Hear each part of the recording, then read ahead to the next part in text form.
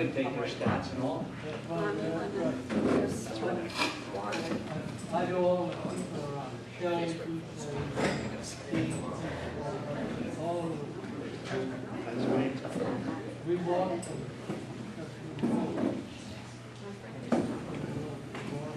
Okay, I want to thank everybody for coming out tonight. I think we're going to have a great program.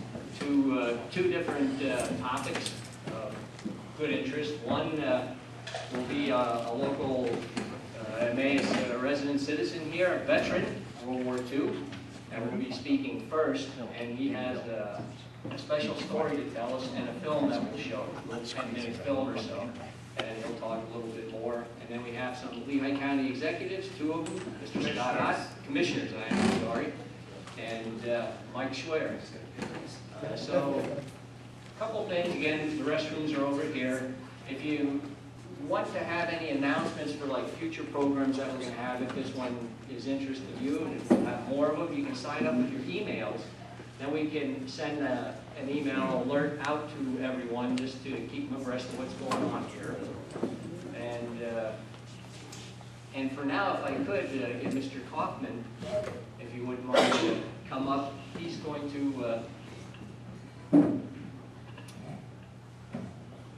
to lead us in the start of the meeting to give a pledge to the flag and a little prayer if he wants.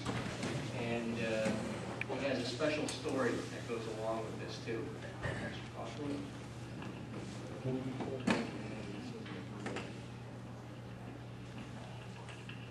Shall we rise for the pledge? I pledge allegiance to the flag of the United States of America and to the republic for which it stands, one nation, under God, indivisible, with liberty and justice for all. To the word of prayer. Heavenly Father, again we thank you that we can come before your sovereignty. And Father, how grateful we are for this free nation that you have given us, and dear Father, help us never to weary in defending the freedom, because there are always those who are dedicated to its overthrow. So Father, help us to use the gift of freedom wisely and to your glory. But we ask these things in Christ's precious name. Amen. Amen.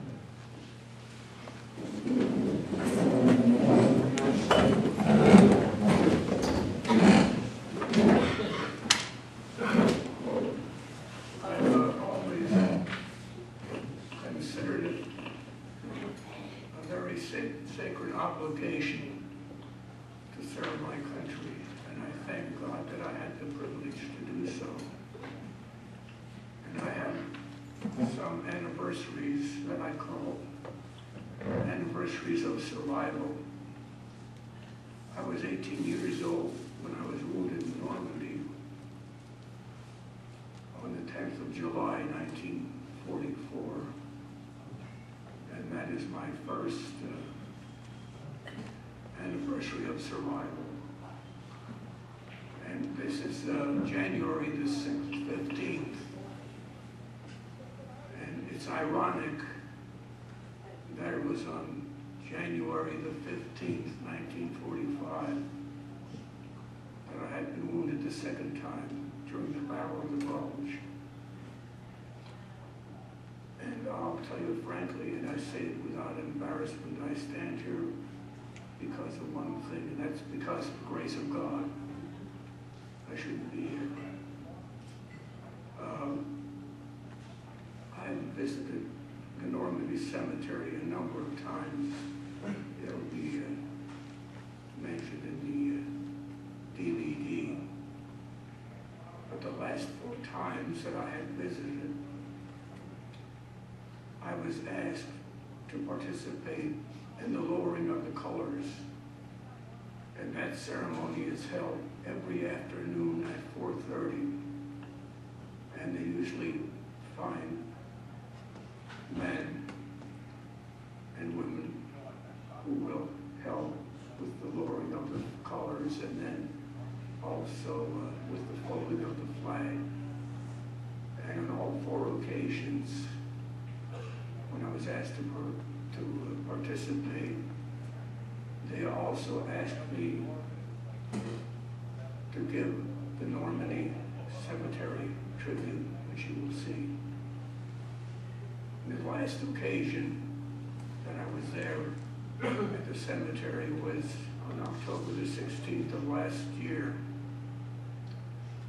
And again, of course, I was asked to participate in the lowering of colors. And then I was also asked to conclude with the Normandy Cemetery tribute. And it was a very unique situation because the color guard that was selected, and I was privileged to be among them, was comprised by 3 major generals, 2 of which were British, 1 British major, and 2 American colonels, and this PFC. And after I had done what I was requested to do, given the Normandy tribute, the American Major General came over to me and presented me with this flag. They fly them over the cemetery for 6 months. And you can imagine how surprised I was to receive something like this. And as the general and I walked away, I asked him, "Sir," I said, "why was I selected for such an honor?" He said, "You were chosen because you were the only Normandy veteran in the color guard." But I just want to say I shall always cherish it because this flag has flown over very, very precious ground. And I'll always cherish it. And if there's any occasion that somebody would want to fly it for some worthy occasion, I would gladly lend it to them.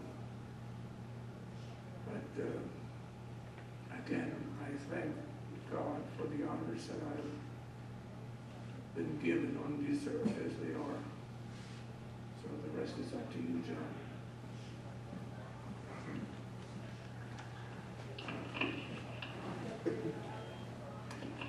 I'll show his video, and then if you care to speak or say anything, comments on it, we can have you back up.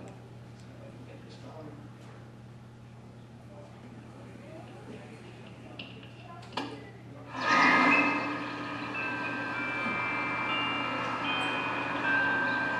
In the course of a lifetime, I'm sure that most of us along the way will have a transforming moment when we see something from a perspective that we had never seen before. And that happened to me back in 1999 when my sister Dolly, my brother-in-law Gerald, asked me to take them to Europe to visit the places where I had been during the war. But several years earlier, I met a lady by the name of Betty Thompson. I was introduced to her by her nephew, and Betty Thompson lost her first young husband on Omaha Beach on D-Day. And I had a telephone conversation with Betty before we left for Europe, and she asked whether during my stay in Normandy would I visit this cemetery and visit the grave of her fallen husband. I told her I would be honored to do so. So in the fall of the year, the 3 of us flew to Brussels, and then from Brussels we drove to the Ardennes, the scene of the Battle of the Bulge, toured the area. I met with wonderful Belgian friends that I have. And as I had done in several previous visits, I drove to the Henry Chapelle Cemetery in Belgium and visited there because a number of my friends and comrades are buried in that cemetery from my division. We then drove to Normandy, to the town of Bayeux, where we would stay. And in Bayeux, we visited a floral shop where I purchased a single red rose to place on the grave of Donald Weisel. I thought that would be more eloquent. We then drove to the Normandy Cemetery, which is situated on a bluff that overlooks Omaha Beach. And we were very fortunate in that we had as our guide a young lady who was very knowledgeable and very articulate. And because of the size of the cemetery, she would drive us to the grave site in her car. And she had with her a small American flag, a small French flag, and a Polaroid camera. And then as we stood and knelt by the grave of Donald Weisel, she placed a flag on either side of that white marble cross. And then I laid that solitary rose on his grave. And all the while, she was telling us things about that cemetery. There are over 9,000 young Americans buried here. And we were shocked. But at that time, she said, there were 38 sets of brothers buried here. There were 33 sets of brothers that were buried side by side, and that really cut me to the quick, because my own dear wife had lost 2 brothers, one in North Africa with the 1st Division and the second one on a destroyer off of Okinawa, when a twin-engine kamikaze slammed into the forward #1 gun turret. And of course, there was nothing found of him even to bury. And then, as I had done in previous visits to various cemeteries, I walked alone among those crosses. And I thought again how fortunate I had been. And I thought especially it was by the grace of God what happened to me here in Normandy. This cemetery should be my current address. And I thought how greatly God had blessed me. He blessed me with a lovely wife, 3 handsome children, 8 wonderful grandchildren. But then I multiplied 9,000 crosses times 50 years, and you come away with a staggering total of at least 450,000 unlived years represented in this one cemetery. 450,000 unlived years, with all of the potential of each life and of each year. But then I wondered, why was it, of all the cemeteries I had visited, especially the Henry Chapelle, why was it that it was always this Normandy cemetery that evoked such a deep emotional response within me? And then something occurred to me. You see, the cemetery at Henry Chapelle lies in a setting of almost perfect peace and tranquility. I said, even the birds seem to whisper when they fly overhead. But Normandy is different. And the difference is the waves. It is the sound of the waves. It is the unrelenting sound of those waves as they wash ashore at Omaha Beach. And I thought again of the young man whose grave we had visited. And then I thought again of my own life. I thought of the many, many, many blessings that have accrued to me over these more than 50 intervening years.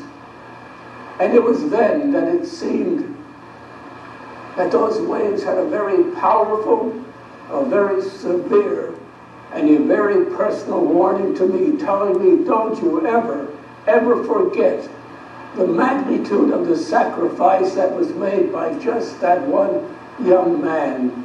And then it seemed that each wave still carried with it all of the horror and all of the terror of the last few moments of that young man's life.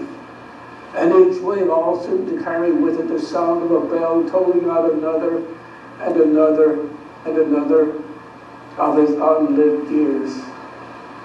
And each succeeding wave bore the painful reminder that unlike me, that young man would never experience the fathomless pride of fathering a precious son or daughter. And each succeeding wave had the reaffirming reminder that unlike me, that young man will never know the blessings of old age. And unlike me, he will never have that proud experience of just holding and hugging and kissing a beloved grandson or granddaughter. But then I saw another wave, and on its crest were the scattered petals of a crushed rose, the painful remembrance of the anguish of the wounded and broken heart of that young, loving wife that will never mend. And as those waves come sweeping in toward the shore, they each gently and reverently kiss the sands of this beach, because to me, those waves also represent the tears of a nation that is weeping for its young. And the unrelenting sound of those waves is God's eternal reminder of the enormity of the sacrifice that was paid for our freedom. And I would like to cry out to all of those young men buried beneath those white crosses. You were robbed. Indeed, you were robbed of the most sublime gift that we possess. You were robbed of your very lives. But dear young men, we too were robbed. We were robbed of you. We were robbed of your love. We were robbed of your hopes, your dreams, and your aspirations. And yes, dear young men, we were robbed of those thousands of precious sons and daughters that you never even had the privilege to father, and who would have borne the very image of your greatness. And we were robbed of those thousands upon thousands of unborn grandsons and granddaughters that you will never kiss, you will never hold, and you will never hug, and they will never know the magnitude of your sacrifice. Yes, dear young men, we were all robbed by that terrible, that insidious thief called war.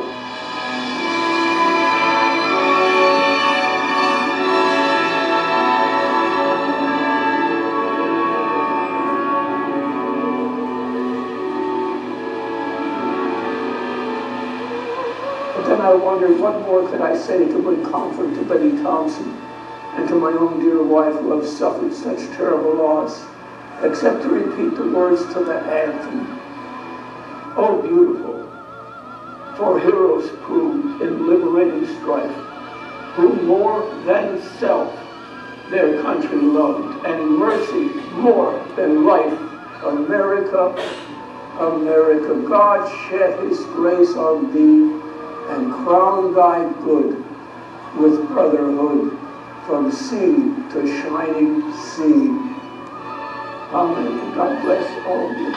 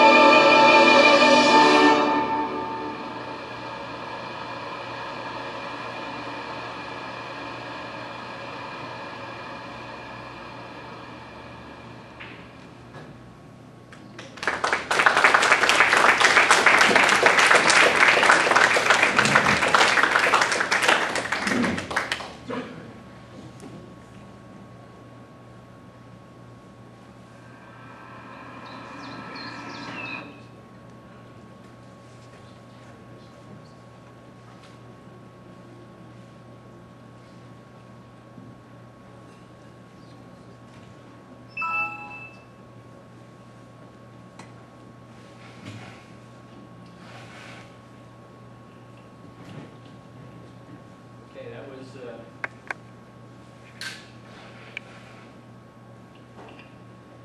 very moving.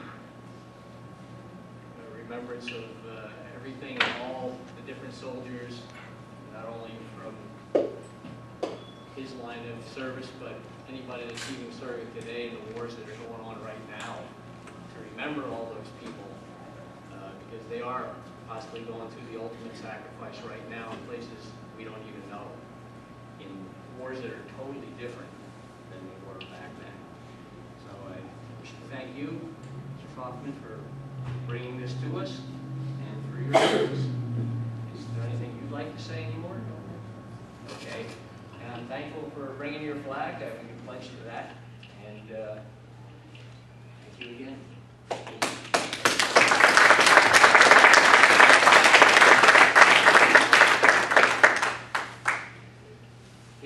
If I could right now, I'm going to take 1 or so minutes to fix my camera up, and I'll introduce Scott Ott and Mike Schware, if you guys wanted to come up here and just let everybody see who you are, kind of introduce yourselves a little bit then. Right back. I have a great deal of respect for people who serve the way you did. How are we doing, Gio? Okay. Ready. We are being presented with a piece of legislation at the Lehigh County Commissioners, and just to make sure I'm not making any assumptions, there are 9 Lehigh County Commissioners who are part-time legislative public officials, and then there's a county executive. At this point, the county executive is a guy named Bill Hansel, who replaced Don Cunningham when Don Cunningham went to work at the Lehigh Valley Economic Development Corporation. So there's this piece of legislation that actually started during the last commissioner board with some of the previous commissioners, and now it's come to us. And on the surface of it, I think most of you are probably going to say, wow, that sounds like a great idea, because here the basic thrust of it, and please correct me if I misspeak, which I'm likely to do. The basic thrust of it is that it's generally a bad idea to have public government entities borrow money for the benefit of private businesses. So for example, let's say, just hypothetically, something that can never happen, like a stadium of some sort, or an, I don't know, a hockey rink or something like that. So the basic idea behind it is that, hey, that doesn't sound like a great idea to put everybody here on the hook for something that's going to benefit a private investor, but you as shareholders will never receive a penny of the benefit of. So the idea is, in this legislation is, let's put a referendum on the ballot that asks voters to change our home rule charter, which is Lehigh County's constitution, and to make it so that anytime anybody wants to do one of these deals, if they want to come and have the government borrow money for private benefit, that voters will have to approve it. Now, how many of you, just on the surface of it, think that that would be a good idea? Does sound good, doesn't it? So we started asking some questions, because I think it sounds good too, and I said, well, why do we want to do this? And the guy who originally wrote the legislation said, because I think it's a bad idea that private entities should benefit from public borrowing. And so my first question was, well, why don't we just ban it? I mean, why ask the voters to approve each one? Why not put something in the Home Rule Charter? You'd have to do a voter referendum to do this, but put something in the Home Rule Charter that says that Lehigh County government will not borrow money except for things that are directly related to Lehigh County government, not for private benefit. Well, for some reason, the guy who originally wrote that didn't really care to do that, and he kept thinking that, well, we should give the people a chance to vote each time. So my next question was, well, how often do you think the people are going to turn down an opportunity to have the government borrow money so that they can get some cool new feature in their community? Like a, I don't know, a baseball stadium or anything like that, parks, trails, you know, because we were actually at a meeting where we were discussing what happened 10 years ago when the public said, go out and borrow $30 million to buy parkland and farmland and green spaces and all kinds of stuff like that, because no individual feels much of an impact from that. So, and then the other question I asked was, well, if, let's say we have one of these referenda and Disney World wants to build the new Emmaus location of Disney. It's going to be Disney Emmaus, and they want to come in here and build this. And how much money do you think Disney is willing to spend to make sure that it gets its special deal on the bond issue that comes from the government, instead of having to go out in the market and borrow money for themselves? Disney's willing to spend a lot of money to do that. How much money, let's say there were 3 people in this room who were against that idea, how much money do you think you could muster to fight Disney and get this thing defeated? So anyway, those were some of the questions I had. What other concerns do we have? I think some of the other questions were, you know, as originally it was set up, it was going to be, well, we could have it on either the spring ballot or the fall ballot. Now, we all know the spring ballot, we don't get as many people out to the primaries. Independents typically don't have any reason to go out because they don't have candidates in the spring. They might come out for a ballot question. Typically, they don't. So we ended up amending it as we worked through the process. So at least if it does come on the ballot, it has to be in the general election so that we get more input like that. Still not certain if it's going to be something that we're going to support or not at this point yet, but I think we at least wanted that provision in there to give a little bit more guarantee that at least there's more chance of the voting public having a say in it. Now, some people, like everybody who raised their hand in here, and frankly me at first, I said, this sounds like a great idea. There's another issue. And what I do for a living is I make TV shows on the internet, believe it or not. And one of the TV shows that I made is a 20-part series called Freedom's Charter. It's about the Constitution. And I studied for about a year and a half, a couple dozen books on why the Constitution is written the way it is. And one of the things that James Madison was really concerned about in the writing of the Constitution was that he didn't want to get in a situation where what they would call back then designing men would be able to raise the passions of a relatively uninformed mob and get done what they wanted to get done at the ballot box. So his big fear, believe it or not, is what we would probably refer to as democracy. He was concerned about a situation where crowds made decisions because not only can crowds sometimes make a bad decision, but a lot of times the rights of the minorities are trampled when a majority rules in all circumstances. And so that's why we had to set up this representative republic form of government. Now we are a representative form of government. And you have elected us to serve. And we have to make all the decisions that are within our bailiwick to decide. And now we're suggesting there's one thing that we should not decide. We should not decide whether a private company should benefit from floating a public bond. We're going to set this aside. It's going to be treated as a separate entity. And so I asked the guy who wrote the legislation, I said, well, why don't you have a public referendum every time we want to raise taxes? Yes. And why don't you have a public referendum every time we want to raise spending? And why don't you have a public referendum every time we want to appoint somebody to the airport authority? I mean, what is there that you should not have a public referendum on? Because frankly, I don't think you trust us to make decisions in your best interest. The people don't think that their elected representatives will necessarily always do the right thing. But then, we're changing our form of government, aren't we? It's no longer a representative form of government. Now, not everybody sees things the way I'm looking at this right now. Because some people say, you know what, I don't care about this constitutional mumbo-jumbo. I just don't want those jerks borrowing more money. So if it means we have to go to the polls to stop them from borrowing money, then people are willing to do that.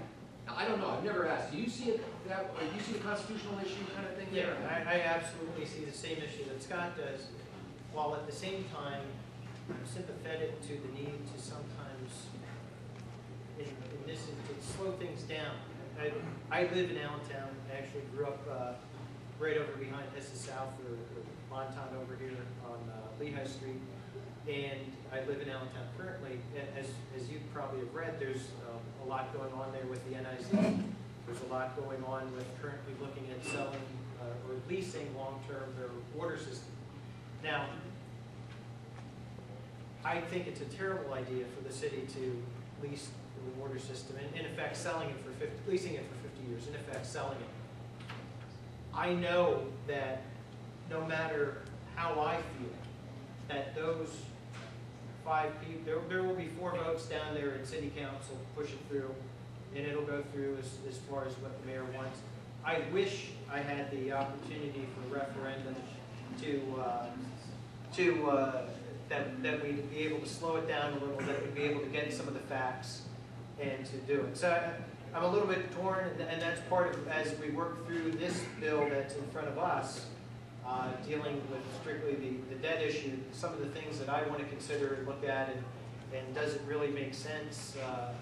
You know, I'm sympathetic to the constitutional argument, but I'm also sympathetic to the fact that sometimes it's very easy to convince the majority of a very small board of something that's not in the best interest of the people.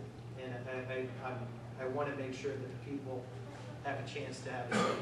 So, yeah, that's my thought on it. And like I say, I'm conflicted. It'll be interesting as we learn more about the bill that's before us, how those questions get answered. I think you're getting two basic views of human nature that are pretty consistent. I mean, under the view that Commissioner Schware just talked about, we basically assume that it would be pretty easy to corrupt some elected officials. That they could be influenced by saying, hey, you're up for election this year, aren't you, Mike? You probably could use a couple of extra dollars to run that race, couldn't you? But, you know, this Disneyland in Emmaus is very important to us. And so that's one side of the corruption of human nature. On my side is the concern that people could be fooled. So it's still the corruption of human nature because people would be manipulating them from the top, but it would be relatively easy to fool enough people to get them to do something. And whatever I don't mean to suggest that the Green Futures Fund was a case of people being fooled, but I'll tell you that it didn't take a whole lot of people at an election to commit all the rest of you to back $30 million worth of borrowing, which, by the way, the county government never did. They ignored that part of it. So, which is the greater threat? Getting 6 legislators on the commissioner's board in your pocket, or running a vigorous campaign about all the great benefits of having, you know, Disney Emmaus. And by the way, for the sake of the camera, there is no plan to build Disney in Emmaus. You can edit that out later if you decide to make me look bad on YouTube. Thank you. But, you know, so which is the greater threat? And I specifically wanted to do this kind of this way to let you see that when you elect somebody to a school board or when you elect somebody to a county commissioner board, it's not always easy, is it, Lynn, to make these decisions. You have to grapple with all kinds of stuff. And even in the best circumstances, sometimes you don't get to make a choice that you can walk out of there going, wow, that was the right thing to do. Sometimes it's not exactly clear. Because I certainly agree, I think both of us agree, we don't want the government borrowing money to benefit private interest. I mean, the Iron Pigs, which is a really great baseball team apparently, is one of the most successful, if not the most successful minor league franchise in the country. They broke records for selling tickets year after year after year. And you know, this year they get, what is it, $50,000 or $75,000 out of the county budget for maintenance still for that stadium. But oh, don't shake your head yet.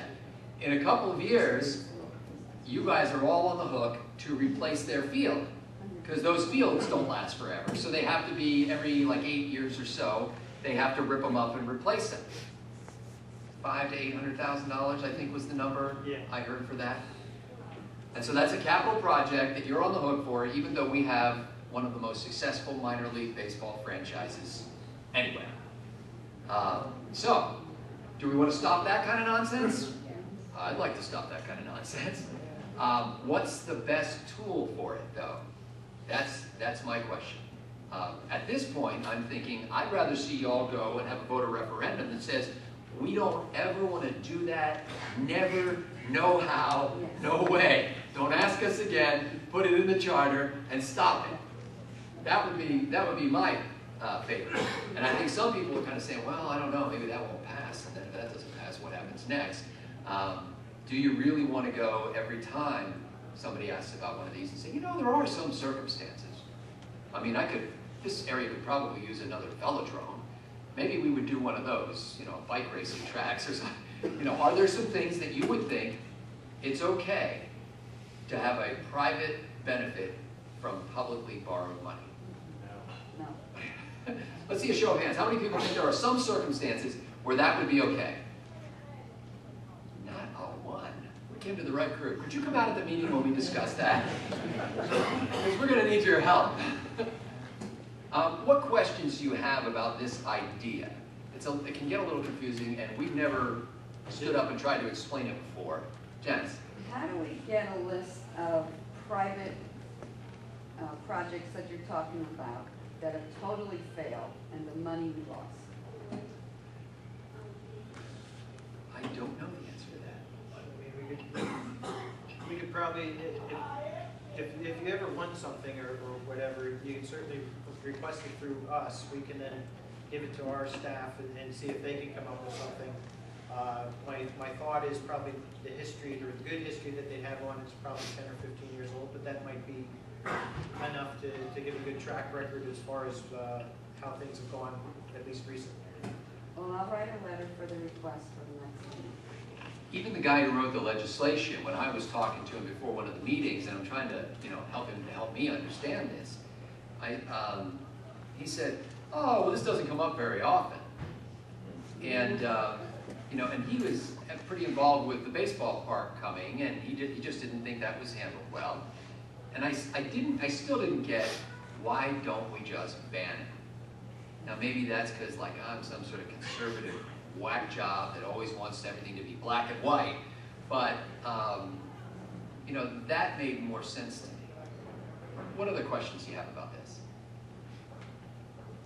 Otto. For me, I would think that considering the economics and I attended your county commissioners meeting when you were going over the budget, it would seem to me that the money that you would have selling the land or whatever would be better spent on core county functions like the judges with the court system, the DA with his office, corrections and whatever, the important things that we, the county taxpayers, expect county government to partake in, rather than spend that money on other people's private projects and then wind up having to come back to us for more taxes to fund your core functions.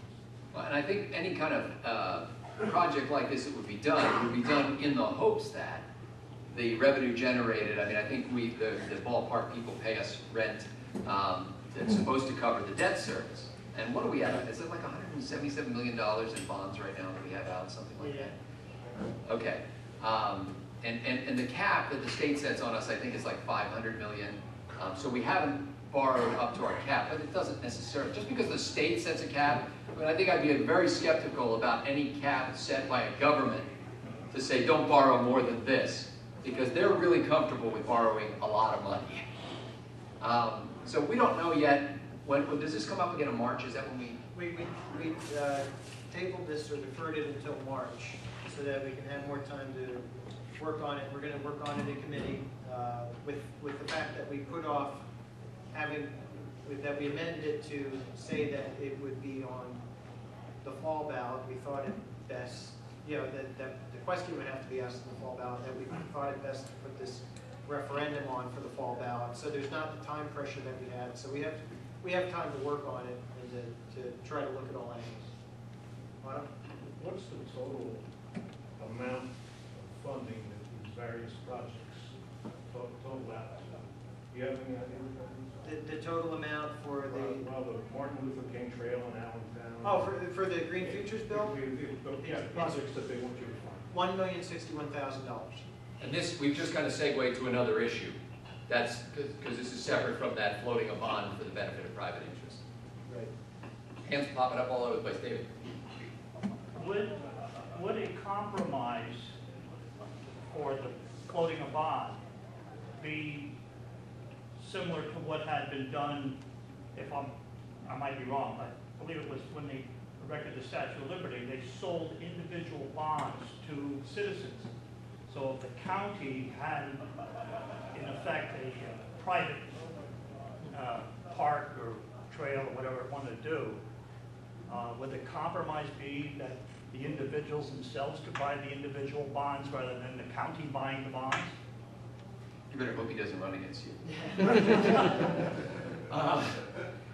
That, on the surface of it, that sounds more appealing to me than anything. I know I used to live in State College for a while, and I went to school out there, and a group called the Mountain Indian Conservancy formed, and they sold shares. They actually sold like square inches of Mount Nittany to preserve it, because they didn't want it to get developed and have all the trees cut down, because the alumni like to sit in Beaver Stadium and look out at Mount Nittany. Now, after they went to all of that effort, then the school built the stadium around so that most of the alumni could no longer see Mount Normandy. But yeah, I mean, why not, if you've got something that is for a particular interest group, whether those are people who like to ride bicycles or people who love baseball or whatever it is, why not have them voluntarily contribute to the funding of it instead of putting everybody here on the hook for something that, you know, Carol plays basketball, but she doesn't necessarily, you know, ride bikes, so why should she have to pay for that? I've always wanted to walk into a commissioner's meeting before I got elected as commissioner. I wanted to walk in there, and I may have told you guys this before, and say, you know, I'm part of an activity that really, it helps children, it strengthens families, it draws especially fathers and sons together, and we would like a county grant to help with this activity, because you know, the price of ammunition has gone through the roof. And we can hardly, down at the Alberta Squad and Gun Club, we can hardly afford to buy the ammo that we need in order to have these great shooting and hunting events that we enjoy so much. So I was wondering if you give money to the Art Museum, you give money to the History Museum, you give money to the Car Museum, you give money to all kinds of, you know, dozens of different organizations. How about a little money just to help us to pay for the ammunition that we bring you? And I'd be willing to wager that more of us in Lehigh County enjoy hunting and shooting sports than will ever walk through the doors of an art museum. So that makes some sense to me. John, did you have your hand up back there? Yeah, I got a couple other questions. Is there any, as far as regulations that they have to follow once these are set, like you say, to get information, oh, these are going to create thousands of jobs and we're going to get all kinds of money back, this is well worth it. Is there anything that's definitely laid out that they have to follow these things, they have to record keep throughout the whole time that we're stuck on the toll for that? So that we know if it really is, in the long run, worth it to do at least that.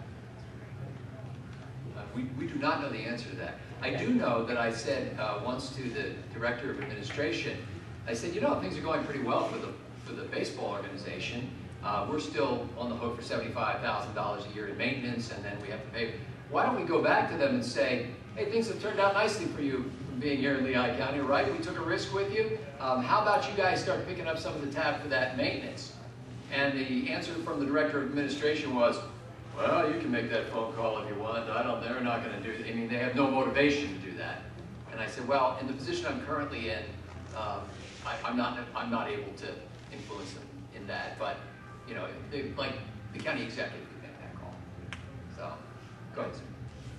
Getting back to that ball field that over there, if they're doing so well and they make big profits, why can't they afford their own things to do the grass? That's a rhetorical question, isn't it? Yeah, the shorter answer is because when this deal initially went down, the county in its wisdom saw fit to build that into the lease, and we're now obligated to do that. So apparently that was never considered, that if things were going well, hey, you know, you guys can pick up more of what we're doing. Exactly. Yes, sir. The lease for? I think it's the term of the bond. I think there's like 20 some years on it. Yeah, we got a long ways to go. I have a question. It kind of relates to an interesting point that you made. For example, when you said if Disney wanted to come into the area, they would have a lot of resources to put out a PR campaign to make things look all rosy. And we certainly know, and I noticed at the last commissioners meeting, the people that are opposed to big spending don't show up in numbers the way the people that have their hands out for money or the special interest. They show up at fire halls. This is where they show up. I guess this is where the refreshments are. So how, if something like that were to be on the ballot, how do you see a level playing field for people that want to put a counterpoint out to the big projects? Yeah, Commissioner Schware, how do you see that? I would think it would be difficult. I could tell you in Allentown, a tax referendum back in, I believe, 2005 Not only, you know, you talk about companies coming in and doing it, there was actually the city government of Allentown that was putting out flyers to basically raise the EMS tax. So think about it, if you were opposed to the EMS tax going through or being raised, the other side was being funded with your tax dollars to fund the counter to that argument. So I mean, it's a stacked deck, and I think the only way you get around that is education. You go out and you make the case as best you can, and let the people know what's at stake. There have been a lot of things throughout the country that have failed, arena-wise, stadium-wise. We've certainly been lucky, I think, with the way things have worked out at Coca-Cola Park and for the Iron Pigs, that it's been that successful. But I mean, we're at the beginning of it too. We haven't gotten to the end of it to see how it goes, and you know, it's a long commitment. And I think one of the arguments, getting back to the referendum thing, I think one of the arguments for it is when you have a small group of people who are committing your tax dollars and future tax dollars in the form of debt payments, you know, for something that will certainly outlast their term in office. Maybe it is something that should be put out to people to at least get a feel for where they're at. Ken? I did a study on the arena, and I had gone to the city. And the same company that we have has lost other arenas in other states. And it was right when What do you mean by lost other arenas? They just misplaced them? When the contract was up, when the contract's up, the state didn't have the money the county or the situation didn't have the money to put towards it like they did in the beginning, so they left. The franchise left. Well, and anybody who follows professional sports knows that this happens a lot. Is as soon as, you know, the ballpark starts getting old, they say, hey, we need a new ballpark, and they come to you and you say, well, times are tough, we don't really want to borrow money for a new ballpark. They say, well, we're gone to, you know, St. Louis, and they're gone. Yeah, that's a big risk. And like our arena, I brought it up to them. I had it's in Arizona somewhere, I forget where, but I have the article. It just happened. They can't empty the water because it's in the middle of the city. They don't know where to go with the water. So I said, please tell me, where are we going with the water down the line? You know what I'm saying? So I hope your referendum, you said, where we don't use government money for private enterprise. How do we do that? Yeah, there are a couple of ways that this can happen. One is that maybe nothing will happen. Okay, one alternative is we consider this legislation, we decide that there's no better solution than the one we have now, so we take no action whatsoever. And then if a deal like this comes along and, you know, some enterprise comes and says we want to build an arena here, then it has to come before the commissioners and we have to decide, okay, on that basis. The other is that we could vote, we could approve this legislation, put a referendum on the ballot this November that asks you to change the charter so that every time one of these deals comes along, you get an up or down vote on it, okay? The other alternative is, if I don't get over my current thinking, I may persuade my colleagues to amend this legislation so that we actually put a referendum on the ballot that says, this is something we just don't do. And we don't have to come back and ask you each time because we already know that the purpose of government is to do the things that government's supposed to do. Government shouldn't be meddling in the private economy and providing special benefits to business. And just to clarify, we're only talking about this piece of legislation. That only handles stuff that's done at the county level. That wouldn't get rid of that wouldn't stop the NIZ in Allentown. That won't stop your borough council here from building their own arena if they so choose. Yeah, that's strictly stuff that we would fund at the county level. Well, that's okay. We'll start on that level. Julie. It's okay, Mike. That stops the county from engaging in a socialist economy structure, and that's the start. Yeah. It's a step in the right direction. Sir. Under the First National Bank in Allentown and Alvin Street, there's always been water underneath there. And the other one was when they had sinkholes that sank and a lot of other things. What makes them think that this thing ain't going to sink? Apparently they are driving so many, I don't know what they're called, Yeah, filings, to get down to the bedrock that they say it's gonna solve the problem. But yeah, That won't dissolve. I'd worry about it too. Yeah, it would take a lot of water to fill that hole back up and freeze it over again, wouldn't it? Giovanni? I liked what you said about changing that legislation to include never doing public-private partnerships like that. Could you also include TIFs in there, since they create an unfair advantage compared to old established businesses? It's funny you should say that. There's actually one of those that's recently considered as well. There's just a TIF committee formed, as I'm sure all of you know, for the spot out at Lower Macungie. There's Hamilton also Crossings, I think they're called. there's also another one that's going to be coming back, is actually the Martin Towers one. My understanding is that there's a new proposal for that, and that's going to be coming at some point before the three bodies that are involved there.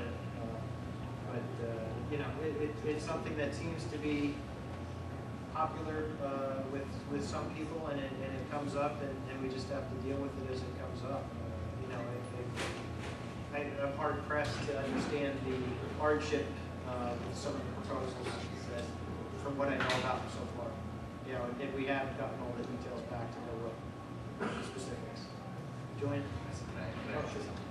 I'm sorry. I think the fundamental problem with government in dealing with the so-called public-private partnership concept is that in private business, one of the things you always want to do is maintain what's called walk-away power. If you're in a negotiation with somebody, if you become so invested in it that you can no longer walk away, you're going to pay the highest price that can possibly be paid for that because you're emotionally attached. Has anybody ever shopped for a house with a spouse who just fell in love with the place? You didn't get the best deal at that point, you just because they saw you coming a mile away. Well, government lacks walkaway power because they're not using their own money.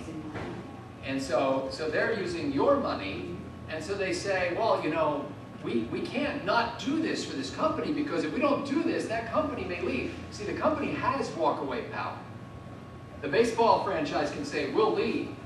We just gave a $3 million state grant to a Ventor down in, is it Saucon Valley? That's called Saucon Valley through there, over by the promenade, okay? So that they could move their operations from across the river in Phillipsburg, I think they were, over to near Coopersburg. And 85% of their employees already lived in Pennsylvania. But the state of Pennsylvania put $3 million into luring them across the river. Well, meanwhile, Governor Christie's over there trying to lure people from Pennsylvania using taxpayer dollars. And so there's this whole game going on, all with your money, that's trying to lure companies back. We just stole Ocean Spray from New Jersey. Well, I'm sure New Jersey's getting somebody from us at the same time. Government can't walk away. They always think they're going to lose the deal. They always think that the company will leave, and so they can't say, this company that wants to build this shopping plaza at Hamilton Crossing, they said, oh my goodness, we got into this, and we found out that the ground is like quicksand because there used to be a mine nearby, and the runoff from that turned this into a soggy mess. We have to pull 50,000 truckloads of soil out of that, reprocess it, and put it back into that hole. And my first question was, is that property that good that you're going to get 50,000 truckloads of soil? Well, see, if they didn't have the possibility of doing the tax increment financing, then we wouldn't even be talking about it. They just wouldn't do it. They'd cut their losses and leave, and they'd move to some other location in Lower Macungie, probably because Lower Macungie is awesome and everybody wants to locate there. Somebody else, Julie. Commissioners, you may be interested to know that last night my fellow school board director and I, Don here, introduced a resolution directing our representatives to the TIF committee to ask to have the TIF committee meetings of a whole be public and open to the public. So these folks can come and see why this particular group is so special that they should get, in essence, a tax cut to develop their business. And that resolution was voted down 6-3, with the 3 school board directors you see here being the only ones to vote for it. Because they're so afraid that if they take that strong of a stand, that they might just scare away this nice big bag of found money, which is, of course, what politicians are always looking for. However, the developer, when he spoke to us, said that in all three branches, or all three government groups, the county, the township, and the school district didn't take part, that they were just going to leave. So in the name of maintaining the free market economy, I'm asking you, the only principled branch of government that I trust of those three, to walk away from this, kill this thing, and give a fair deal to any business looking at it. More importantly, a fair deal to everybody in this room who's had their taxes go up and be raised by the school district year after year. Thank you. Commissioner Schware, by the way, is the one who was pushing on our Board of Commissioners to make these meetings public. Yeah, and it should, you know, we're, in my mind, those people, the developers are coming and asking us to do something extraordinary. They're saying, hey, we're going to improve the property. For those improvements, I want, you know, instead of paying the taxes the tax increase that I normally would, we want to use that money to fund our debt. When a regular person improves their home, or when another business expands their business and does it without the government help, we don't send them an application for financing. We send them a tax bill for the increase in the improvement that they did. There's a fairness issue there, and you know, like I said, I'm willing to listen to whatever they present, but I'm hard pressed to understand the need, and you know, it would have to be an extraordinary case that I'm not aware of so far that would even get me to consider that. Just so you know, the original plan was to appoint one commissioner to that TIF committee, and that was going to be Percy Doherty. Those of you who know Percy Doherty know that there's rarely been a government giveaway, grant, or tax break that he hasn't embraced fully. And so we wanted to make sure that we had a little bit of diversity of opinion on this committee, so we also appointed Commissioner Vic Mazziotti to go along with him and chaperone. And that's on camera. Hi, Percy. John. And I'd like to say, as far as the public being able to access these committee, I'd like to see it as committee level meetings too, because that's where the real work comes from. The business of the whole is already done at that point.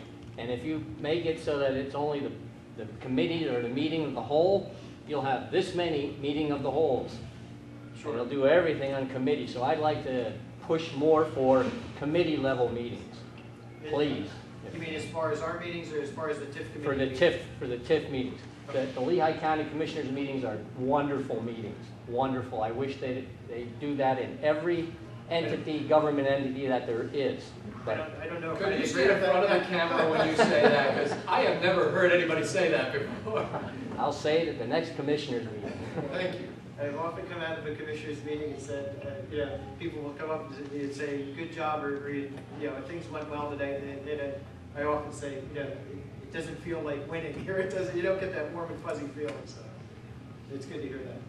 Did you ever hear that? I was just going to validate what Mr. Schware said, because I did a home improvement project, and no sooner was it done that the tax assessor showed up to see how we did. So. Well, see, to me, to my way of thinking, you should have gotten a tax break for that for like the next 10 years. And did you create any jobs in doing it? Was there any work involved? Did you buy any products to help the local economy? There were contractors, there were local products purchased. That's awesome. That's an engine of prosperity right there that we should be facilitating. Because you know what? If we don't help you to build your deck or your swimming pool or whatever it was, you may leave. I'm sure a lot of people would like that. You know how heartbroken so many people would be if Giovanni Landi left. Stop talking, Scott. You give them ideas. I heard the school board tell us to leave, go north because they're going to be bitch about taxes. John? Back on the Green Futures Fund. Yes. You know my feelings on that in many of the meetings, trying to get everybody else to go too. How do you interpret the former county executive's letter that I've read and its stipulation of how that was handled? Yeah, basically what John's talking about, the previous county executive, I believe it was a 2010 letter to the Emmaus Borough manager, basically said that one could argue that the obligations under the Green Futures Fund is complete. Now, the Green Futures Fund, as Commissioner Ott mentioned, passed back in 2002, I believe, or 2001, basically said 2002. The county should go out and borrow $30 million to fund open space projects, park projects, and the like, farmland preservation. The county never did float those bonds, which I think was a good thing. They decided to fund it out of operations, and they did so in a way that required matching funds for whatever they funded. So basically, the county has only spent 21 or 22 million over the 10 years, but we've gotten, I think, over 32 million. So the letter that John was referring to is basically that the mandate's been met. You know, we've made that as $30 million in improvements. I tend to agree with that. You know, I certainly don't think anyone's looking at the county putting in another $10 million over the next year or whenever it's actually expired to you know, get up to the $30 million in spending. At the same time, unfortunately, we have an administration that sent out applications to boroughs and municipalities, leading them to believe that money was there. That's the dilemma that we're caught in, really, is that you have municipalities and boroughs and townships that think that money's there. You know, and in fairness to them, it was in the 2012 budget, which is before we came on, but you know, I'd like to find a compromise that if it's going to be funded, that at least we get something back for it. If you're going to say, if the executive's going to tell us that this is his priority to fund these projects, let's see some cuts or commitments elsewhere that we're lowering that, so that we start closing that structural deficit a little bit.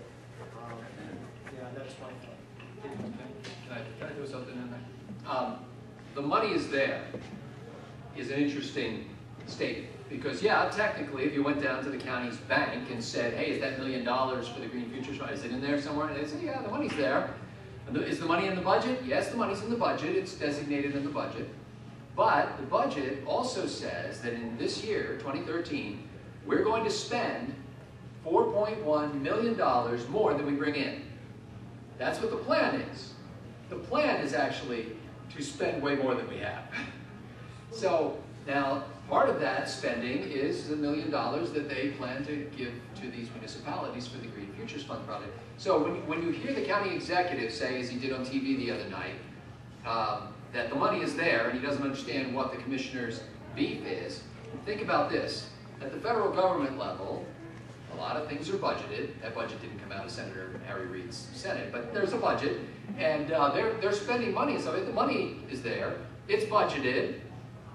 Do we really have the money? No. No, we're over $1 trillion in the hole at the federal level on an annual basis. So don't believe anybody who tells you that nonsense. Oh, it's no difficulty. And it's like, it's what you're hearing on the federal debt ceiling argument right now is, let's separate the issue of whether we pay the debts that we've already incurred from whether we continue to accumulate huge debts going forward. That's what the president would like you to do. Otto. That Green Futures Fund bond issue that was passed in 2002, I believe had a 10-year duration, which is now about to expire or has expired. It was an advisory referendum. However, they said that they authorized the county to borrow up to $30 million. The county did not. Okay. The authority to borrow expired in May of last year, of 2012. But because they didn't actually borrow, it's kind of a gray area as to whether it's actually gone or not. I think ultimately it needs to be gone. We need to bring this to an end, and part of our negotiations back and forth with the county executive is to come to a conclusion where, you know, as I think I may have said this to Mike today, what I'm looking for right now is the least awful alternative. You know, it's like, what is the least harmful alternative? Because if we don't stop this spending train, in 2015, we're going to have another tax hike. In a government that in the last 10 years or so has raised taxes roughly 78%. That's unacceptable to me. In 2009, I ran for county executive, and I said that if we don't stop doing what we're doing now, we're going to have a tax increase next year of at least 15%. And what do we get? 16%. I was way off. Thank you. But, so Now we're saying, hey, if we don't stop this continued habit of spending more than we bring in, we're going to have a tax increase in 2015. We can get through 13 probably, although we don't know what the end of the year picture is going to look like, and they won't tell us until April how they even did this past year. So we won't know until April how we ended 2012. Okay? I think we are obligated not just to take care of the people who like to ride bicycles on paths, or play soccer on soccer fields, or play in the park, or whatever. I think we're also obligated to the person right now who's trying to decide whether to buy chicken or medicine, whether to pay this bill or that bill. Because see, all these tax bills get piled up on the same kitchen table, and the people at the school district and the township and the county and the state and the federal government sometimes forget that it's you that has to pay those. And they all wind up at your house. They think, oh, well, it's just a little bit. It's just a little bit. You know, somebody over here is at another meeting saying, it's just a little bit, it's just a little bit, it's just a little bit. And all those little bits pile up on your kitchen table. We are obligated to take care of those people primarily. Those are our constituents.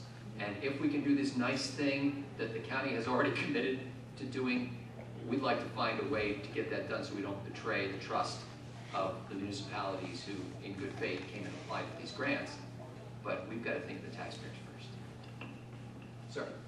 Yeah, a year ago, where were you commissioner when the tax assessments were handed out? The reassessment? Yeah. I was just starting on the board, and I did vote for the reassessment to go ahead, and I'll tell you why. My first vote was actually to override the executive veto, and that passed by, I believe, an 8-to-1 vote. The problem with not reassessing, and I know I've heard a lot of people, is that when they presented to us all the facts about reassessment, they said that at the time, only 20% of properties in Lehigh County were valued correctly. And that means that, you know, people were paying more than they should have, some people were paying less than they should have. The big problem is the people who could afford it, the people with larger homes, the people that had the money, the bigger companies, they could go to the courts, you know, to the assessment appeal and then ultimately to the courts. And they would win because our ratios were so far out of line. They would win every time. That lowers the amount of revenue that's coming into the county, and that's lost. So basically, everyone ends up paying more in that case, and that's part of what funded the tax, or part of what made the tax increases necessary. But it had been, I think, 21 years since the previous reassessment, and honestly, when we look back over the ratios that they use to judge whether an assessment is in line with the actual property values, it was out of whack for at least 8 years. But the problem is no one wants to vote for a reassessment, and it gets put off, and it gets put off, and it gets put off. So it's finally the point where if you don't vote for it, your people are winning anyway on the reassessments, and you know the taxpayers end up getting whacked like that. So, you know, in my mind, it was a fairness issue. I think I would have liked to have seen it done well before it had happened, but you know, the 20 years in my mind was long enough. Sure. There was an estimate done as to how much those spot assessments, those are called spot assessments, as to how much that cost, not just the county, but the school districts, the townships, and stuff like that. It came to, over a 5-year period, in the neighborhood of $51 million. And now, if you're like me, you say, hey, tough luck, government, find a way to live without your $51 million. But that's not what government did. At every level, government found ways to raise taxes because they said, oh, we're hurt, our revenues are hurting because, and by the way, the Morning Call was among those that did a spot appeal on their property, and if I remember correctly, it was in the neighborhood of $200,000+ a year that they saved by appealing their assessment. So what was happening was a few and a very rapidly growing number of big businesses and big property owners were getting big tax cuts, which meant revenue dropped to your school district, to your township, and to your county, which meant that they raised the rates on everybody. Now, the other thing I wanted to add is, in fact, I just sent an email to the chairman of the board, who is now Chairman Lisa Scheller. We're very excited about that. We've got a solid conservative chairman on the board. But anyway, I just sent a note to her today and said I'd like to plan a hearing and discussion about how we institutionalize reassessment so it doesn't happen again this way. so we don't get a 20-year delay. Because the reality is they should do that on a regular cycle, either every couple of years, or when this thing called the coefficient of dispersion gets to a certain level, then that would trigger a reassessment. There are places in the country where it's done every year. It goes up and down a little bit each year based on the changes in the market, and there's a cap that keeps it from suddenly going up by a whole lot in any particular year if there's a big turn in the markets. We need to institutionalize that and regularize that so it stops being a political football. Because the reason why people who got zapped this time was because politicians are gutless and waited for years and years, and in fact, we're going to kick the can down the road again for the same excuses as always. And we just said no, and every one of us who took that vote, before Mike joined the board, there were 8 of us, it was a unanimous vote. It was 8-0, and then on the veto override, it was 8-1. All of us knew that when we did this, it could cost us our so-called political lives, but it was the right thing to do. We had to do it. And I'm sorry if it hurt you. Go ahead, I'm sorry, follow up? Yeah, it's 2 in the morning calling, they acted in most of the commissioners got a tax break in their homes, and the guy that lives in an apartment. I'm the guy who lives in an apartment. Actually, it's a condo kind of townhouse. I don't know what they call them. Well, the landlord got it, so he got a tax Yes, break. yeah. So, Didn't pass it along for some reason. Our rent did not go down for some reason. Why was that? What's that? Why did that happen? Why did what happen? That the commissioners got a tax break on your. The commissioners had no control over that. It has to do with these indicators like the coefficient of dispersion, and I forget what there are 2 other measures that the assessors use. It's completely out of the control of us. There's, if anybody has an allegation of bias, I would love them to bring it and prove it, but it doesn't happen that way. It has to do probably more with where the commissioners live than anything. They just happen to live in areas that were favorable for that. By the way, about 55% of taxpayers we're seeing a decrease in their tax bills, and 45% an increase. And most of those decreases and increases were within a very small range. Some people got hit hard, and I'm sorry if you were one of them. I think the reassessment was skewed, though. The timing of doing that this time, even though they waited 20 years, the timing was horrible. The economic conditions were such properties that were valued at high dollars were all of these coming down because there was no one that wanted them. Now you talk about pushing people up from the bottom into higher tax brackets or into higher reassessments. You could have waited a couple of years or something or done it earlier. I don't blame you guys, but it could have happened another time. And frankly, and you may be right, but frankly, there's never a good time to do it. It's no matter when you do it, somebody's going to come out on the wrong end of that. And the longer we waited, the more that, as Mike said, only 20% of the properties at that point were properly valued, and the longer you wait, the more would be out of whack. Again, this is another one of those things where you walk out going, Didn't make a right decision. you got to try to do what you can. Who has not? Sir. I just have a question on basic. I'm a Pennsylvania Dutchman, and I don't see the sense in going into debt all the time. Suppose we had a constitutional amendment that says if you want to build a project, you have a project here, or if you want to build a road or something, you can't start that until you have the money from previous taxes ahead. So if you have it to pay cash, that way you don't pay interest on this money all the time. I'm not smiling because it's funny. I'm smiling because I agree with you.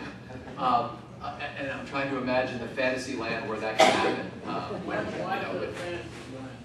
Because politicians don't think with common sense like you do. We need more Pennsylvania Dutchmen. Yes, we do.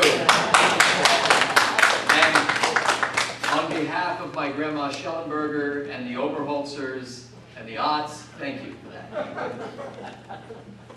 Anybody? I'm sorry, Janice. What about the pensions? I don't hear, because we're in such a mess. City, state, federal, local, pensions. I don't hear anybody discussing how are we going to fix the problem. We can't pay it as taxpayers. We cannot pay the pension. As someone who lives in Allentown, Are you a CPA? I'm a CPA. CPA. As someone who lives in Allentown, believe me, I know exactly what you're saying. The county's a little bit off pension-wise, but we're still underfunded on our pension plan. It's an issue. It's an issue that we've inquired. I know I've inquired about. I know others on board have inquired about. we keep being told that it's a state issue, we need help from the state as far as solving it, but, They're not you know, solving it. as far as, I can't think of a bigger issue on the table that seems to be affecting more and more areas where it's becoming a budget buster. It's not just downtown with their bad police pension anymore, it's other municipalities that are facing the same thing. You know, something has to give. And I think, by the way, one of the solutions to that is getting short-term politicians out of the business of making long-term commitments. Yes. Yes. Yes. When they lost money on the stock market, everybody else did too. But we didn't get no corrections. Now we were supposed to pay their loss. Yeah, I think a big part of it is, as you say, is the type of plans that we have. You know, we have what's known as defined benefit plans, where we're setting a sum in the future that we're going to pay out instead of defined contribution plans, which I think are fair to both parties. They allow us to plan as far as what our cost is going to be for the employees as far as retirement, and it allows the employees to, you know, you can set it up where they can manage their own fund by themselves. We don't have to be in the business of overseeing large pension funds. Sir? I know you like, what do you think about selling the lottery? Is that a good thing? Yeah, I really haven't read too much about it, so I don't know. I'll throw it over to Commissioner Otto. I was going to say it hasn't cost me anything because I don't gamble, but I just realized I'm becoming an older Pennsylvanian, so maybe this does affect me in some way. In general, I can't speak to the specifics of it. In general, I think we're better off, first of all, keeping government out of the gambling business. I think that's a bottomless pit for government. They don't go to the well as often as they can there. And frankly, in many cases like casinos, and I'm going to offend somebody here because I'm sure we got some casino patrons here, but you know, gambling, casinos are a tax on people who didn't do well in math in school because, you know, you just don't understand the odds. Now, if you just want to go and have fun, and I guess that's your entertainment, that's fine. I don't think government should be entangled in that at all. Should we outsource it to a company in London or England or wherever they happen to be? I don't know, you know, aren't there any good red-blooded American gambling operators? There used to be, but you don't hear about the mob much anymore.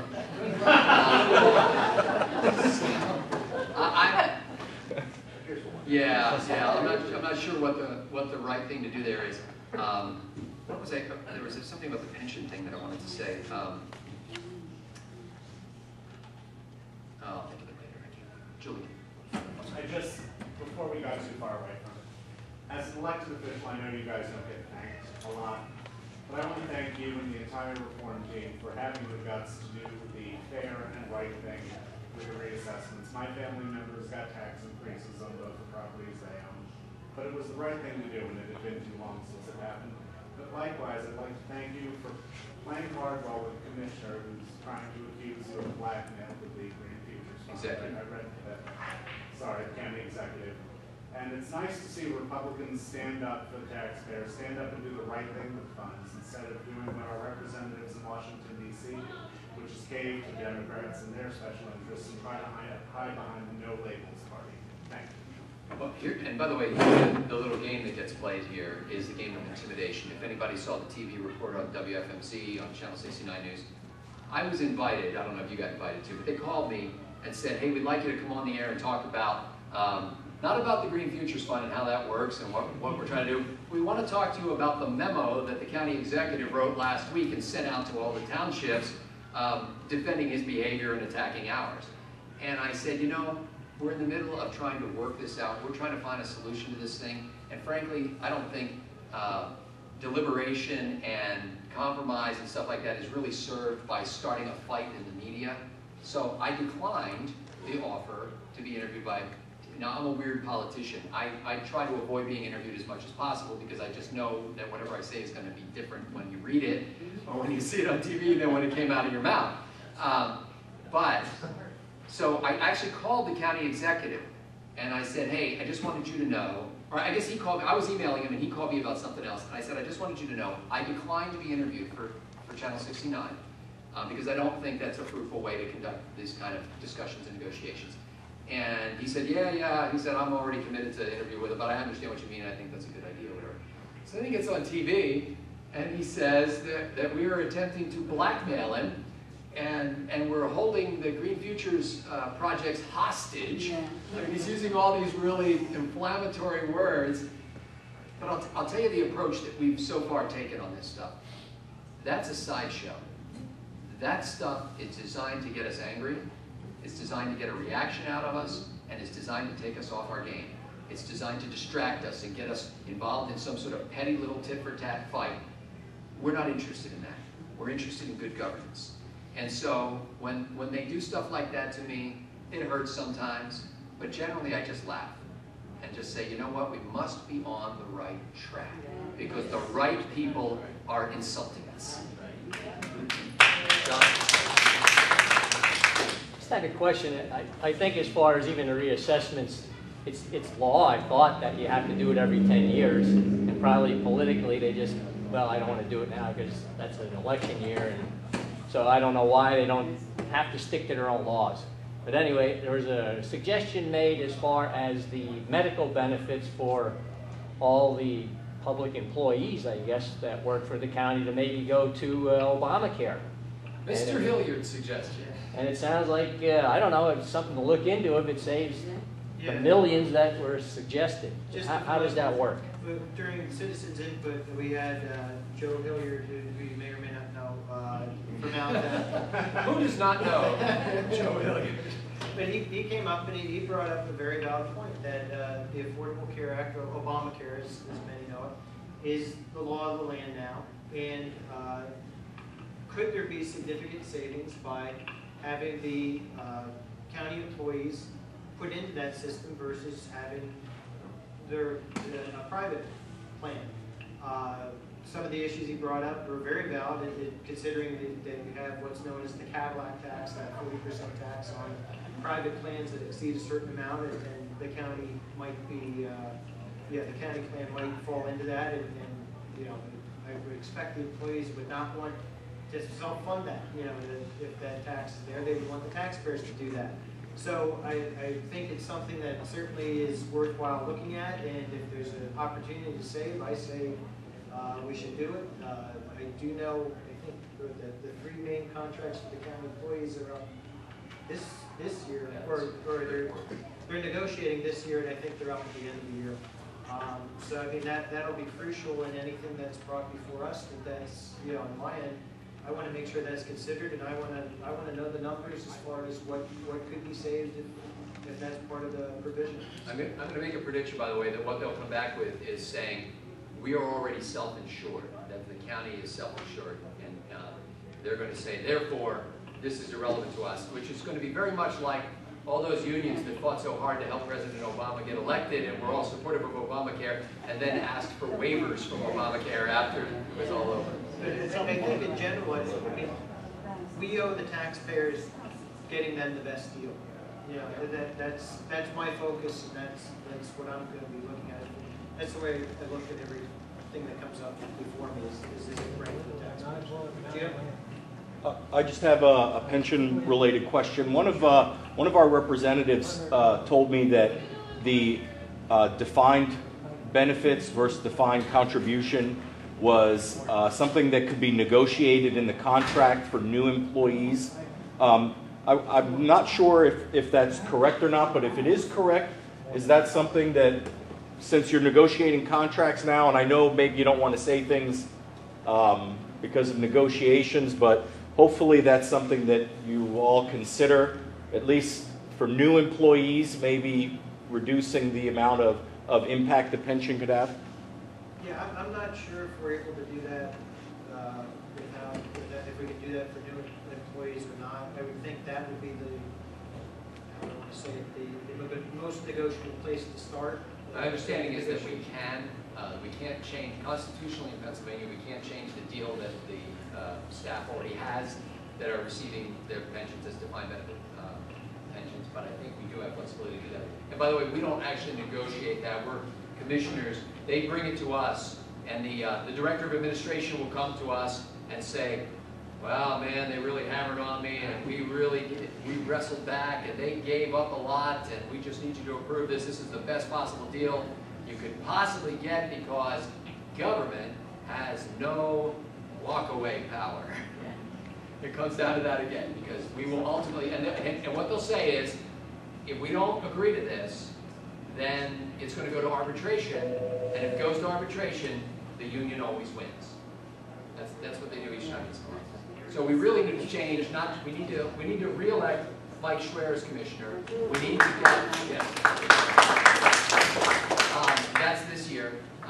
We need to make sure that all of the Republican commissioners that are on there are reform-minded, serious about these conservative principles. We have 2 Democrats on the commission. They're very nice guys. One of them has graciously said that he's not running again, and so I wish him well in his further pursuits in life, and we need to elect somebody in Dan McCarthy's district there. And then my good friend and Christian brother Dave Jones, who's another Democrat commissioner, we need to beat my good friend in November. So. And more than that, you know, as the race for executive shakes out too, we need a good executive in there, someone that's going to be fighting for the taxpayers. Have anyone in mind? I have a few people in mind, and you know, hopefully. Are you volunteering, Julian? No, I'm hoping that you are. But I think that's going to be a very important race for the county, because it's, as we've seen and as you've all seen, even with the 7-2 Republican majority on there, we can only consistently muster 5 votes. So those commissioner seats are important, but you know, what's coming from the executive branch is critical, and having the right person there is going to be critical going forward. Thank you. Thank you very much for your time and attention. Thanks for having me.